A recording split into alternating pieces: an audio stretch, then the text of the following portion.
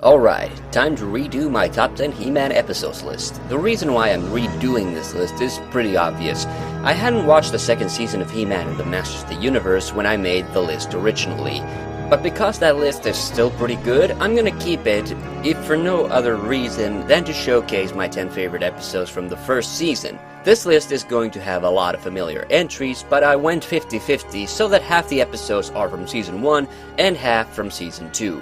Without further ado, let's get to the list. Number 10, The Search for the VHO. Still in my view, the funniest episode of the entire series, and you all know why. The story is actually fairly serious, where Teela is supposed to take the VHO, a variable high-frequency oscillator, to an island to scare off the vicious wildlife which has trapped an archaeologist and his son on the island.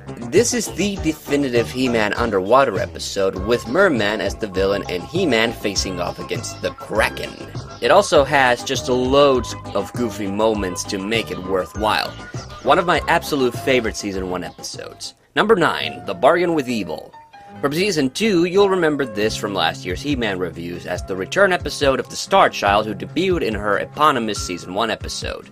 Apart from being a step up as a return episode from a character, it's also one of the standout episodes animation-wise and features some ambiguity with the storyline concerning the Demon King Angest. Bargain with Evil also has the biggest female to male leading cast ratio from any episode, so just for that, it's worth seeing. Number 8, Orko's Return. Another one from Season 2, this one has Beastman and Trapjaw holding Orko hostage. He-Man and Man-at-Arms have to go on an adventure to get help against them, while Orko turns the tables on the villains who unsuccessfully try to make Orko do their bidding. Again, you'll remember this from last year's He-Man reviews, and it's up here simply because it's the one and only time that Trapjaw and Beastman have gone solo to be the villains of the episode. Number 7, Not So Blind. Yet another Season 2 episode, Not So Blind has He-Man taking a blind boy named Luce to see the cave of the singing crystals. However, on their way, He-Man and Ram-Man are blinded by a crystal falling, and it's up to Luce to take them back to their Wind Raider. This was another reviewed episode from last year, and as mentioned before, this was in my view the best He-Man episode which doesn't actually have a villain. It has great dialogue between Luce, He-Man, and Ram-Man. There's peril too, but the episode puts Luce in the role of the hero to some extent, as he has to guide He-Man and Ram-Man. This is one of the most unique He-Man episodes, which should serve as a nice deviation from all the high-action episodes you've come to expect from the series. Number 6, The Quest for He-Man. One of the weirdest Season 1 episodes in which Skeletor wipes He-Man's memory and strands him on an alien world. He-Man helps a bird lady called Gleedle to fight the evil designs of Plundor, the Spoiler, an evil, muscular rabbit. Meanwhile, Orko Cringer and Ram-Man are sent by Zodak the Cosmic Guardian to rescue He-Man. This episode's bizarre art direction and comedy are what make it one of the most memorable He-Man episodes, and it even manages to touch upon the theme of pollution. It's definitely really trippy, but a whole lot of fun. Number 5, Dawn of Dragoon. Orko accidentally brings a girl Trollan named Driel to Eternia and learns that a creature called Dragoon is terrorizing his homeworld. He-Man goes to Trollan to help, but discovers that he can't transform. This episode was the first to really show Trollan. It introduced Driel, who would return in later episodes, as well as one of the coolest one-off characters, Dragoon.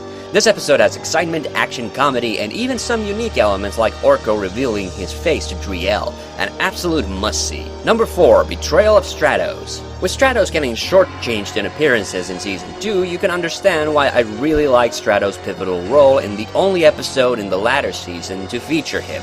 Stratos gets blamed for sabotaging Avion's shields and becomes exiled. Later, Skeletor and company steal the egg of Avion, which will rob the Avionians of their power of flight. So He-Man and Stratos go out to find the egg and restore Stratos' name.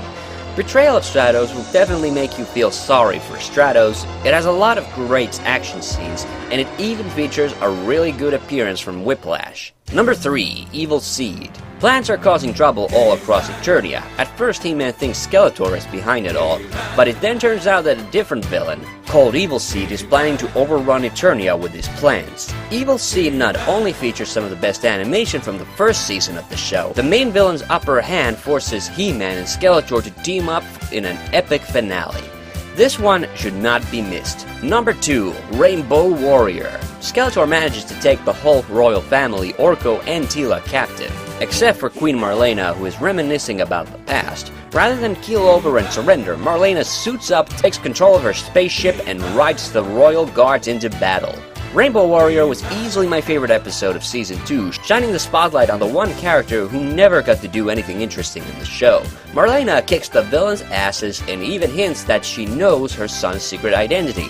One of my all-time favorites. And number 1, yes, it's still Reign of the Monster. Skeletor is planning to unleash an ancient monster called Mulcrum to help some cave people, but needs the staff of Avion to do it. So the cave people capture Stratos, and the heroes go out to rescue him. However, Skeletor frees Mulcrum just as the heroes make it to them. Skeletor begins his assault on Castle Grayskull, and He-Man has to go toe-to-toe with Mulcrum to save the castle.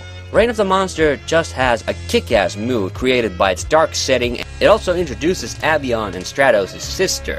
The heroes have to go up against the brainwashed Stratos, and even Orko gets to shine. It's an intense, action-packed episode. It remains my favorite from the entire series. And that's all from me for now. Next time, we'll go back to Season 1 and review some episodes that I didn't get around to in the first He-Man review series. Until then, I have the power, so can you. He-Man.